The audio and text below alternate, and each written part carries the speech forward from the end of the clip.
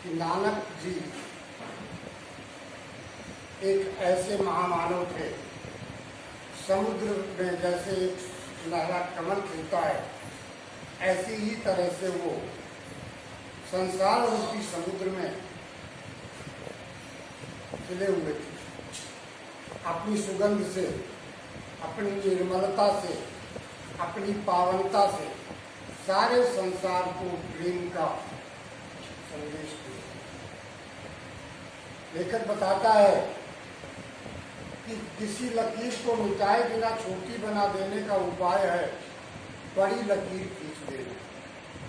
लेखक कहता है कि अगर कोई लकीर खींची हुई है और उस लकीर से बड़ी लकीर खींचना है तो उसको मिटाने की जरूरत नहीं, उसके नीचे आप एक बड़ी लकीर खींच दीजिए, पहले से खींची हुई लकीर अपने आप छोटी पड़ जाएगी। तो हमारे अंदर जो अहंकार हैं, जो छोटी छोटी बुराइयां हैं, जो कमजोरियां हैं, उनके लिए शास्त्रार्थ और तर्क का मार्ग कतई ठीक नहीं है, ये नानक जी कहते हैं। उन्होंने कहा सही उपाय है कि उससे बड़े सत्य को सबके सामने प्रत्यक्ष करें। अगर वो सत्य किसी के सामने प्रत्यक्ष हो जाएगा तो फिर वो व्यक्ति आपकी बात अपने आप मानने लगे। तर्क पूर्वक किसी को अपनी बात मनवाने का कोई औचित्य कम है, उसका कोई औचित्य है ही नहीं। नानक देव कहते हैं कि जैसे किसी लकीर को छोटी करने के लिए उस लकीर को मिटाने की जरूरत नहीं, उस लकीर के साथ एक बड़ी लकीर खींच दीजिए, वो अपने आप छोटी लगने लगे। हमारे मन में जो अहंकार होता है, घमंड होता है, जो मैं और मेरा की भावना है, उसको छोटा करने के लिए शास्त्रार्थ की आवश्यकता नहीं, किसी तर्क की आवश्यकता नहीं। लेकिन अगर हम किसी के सामने साक्षात सत्य को उजागर कर सकें तो निश्चित रूप से वो ज़्यादा लाभदायक होगा, ज़्यादा उपकारी। एक उदाहरण के लिए कोई फल है, किसी ने उस फल को नहीं देखा, अब उसको वो कहता है, उसने कच्चे में देखा तो वो कहेगा हरा, जिसने पक्के में देखा वो कहेगा लाल है, जिसने अधपका देखा वो कहेगा पीला। अब इस बहस में पड़ने की जरूरत नहीं। अगर आप एक लाल फल, पका हुआ फल उसको दिखा सकें और उसको ये बता सकें कि देखो पकने पर इसका फल ऐसा होता है, कच्चे में ऐसा होता है, और अगर कच्चा होता है तो ऐसा होता है, तो उसको आपकी बात का विश्वास जल्दी आप उसके सामने सत्य को उद्घाटित करें। नानक देव ने यही किया। कौन क्या करता, उन्होंने किसी को मना नहीं किया कि तुम ये मत करो, किसी से तर्क नहीं किया, किसी को ठेस नहीं पहुंचाई, बल्कि उसके सामने एक सत्य को प्रदर्शित किया और फिर ये उसकी इच्छा पर छोड़ दिया कि उस सत्य के मार्ग पर वो चलता है या नहीं। जो लोग भी उनके अनुयायी बने, कोई जबरदस्ती नहीं बने, वो स्वयं ही दूसरे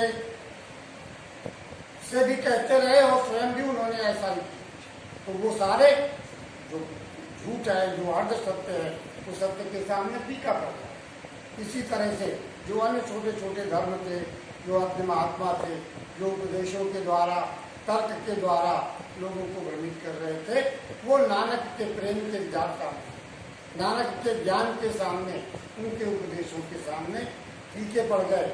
उसी तरह से जैसे दीपक जलता है लेकिन सूर्य के उदय होते ही उसका प्रकाश फीका हो जाता है, ऐसे ही नानक के सामने वो छोटे छोटे जो दीपक उनके महात्मा थे, उनका प्रकाश स्वतः कम हो गया। उन्होंने किसी दीपक को हटाने का या बुझाने का प्रयास नहीं, बल्कि सबको बराबर अवसर दिया जलने का। लेकिन जो ज्यादा प्रकाशित था उसका प्रकाश लोग स्वयं देख सकते। भगवान जब कृपा करते हैं तो ही ऐसी कोई दिव्य ज्योति संसार में आती, तभी लोग उसको जानते हैं। तुलसीदास जी ने भी कहा, बिनु हरि कृपा मिलय नहीं चलता, और मिल भी गए तो उनकी समझ में नहीं आएगा। सोई जाने तुम देव जनाई, जिसके ऊपर आपकी अनुकंपा होगी, जिसको आप चाहेंगे कि इस ज्ञान को जाने तो जाने, केवल प्रयास मात्र करना। इसका मतलब ये नहीं कि किसी को मिलेगा किसी को नहीं। तमाम प्रकार से, प्रकारांतर से ये बात सिद्ध है कि ईश्वर का सबके प्रति समान उपकार होता है। जो प्राप्त करना चाहता है उसे प्राप्त होता है, जो नहीं प्राप्त करना चाहता उसे ईश्वरीय वरदान प्राप्त नहीं होता। तो लेखक कहता है कि एक बार जब वो मानव की देह को आश्रय करके उतरती है तो चुपचाप नहीं करती। कि देव शक्तियाँ हैं जो मनुष्य के शरीर में उतरती हैं और फिर अपने प्रभाव से लोगों के मन के अहंकार को, अंधकार को दूर करती है। नीचे गिरे हुए लोगों को उठाती है और ऊपर उठाती है और ऊपर। इन शब्दों को कहें तो कुछ इस प्रकार होगा कि एक और उसका अवतार होता है और दूसरी ओर औरों का उद्धार होता है।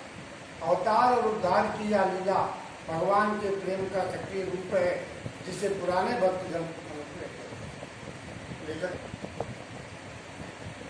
कि भगवान का जो अनुग्रह है वो जब अवतार लेते हैं तो उनके अवतार का कारण होता है अनगिनत लोगों का उद्धार। उद्धार और अवतार दोनों ही चीजें। जब संसार के लोगों को उद्धार की आवश्यकता होती है तो भगवान का अवतार होता है और वो अनगिनत लोगों का उद्धार करते हैं। कुछ भक्त लोग उसको ईश्वर की कृपा कहते हैं, कुछ उनका अनुग्रह कहते हैं और कुछ उसे उनकी भक्ति। जिसको जो भी अपने अपने ढंग से आप उसे परिभाषित कर सकते हैं।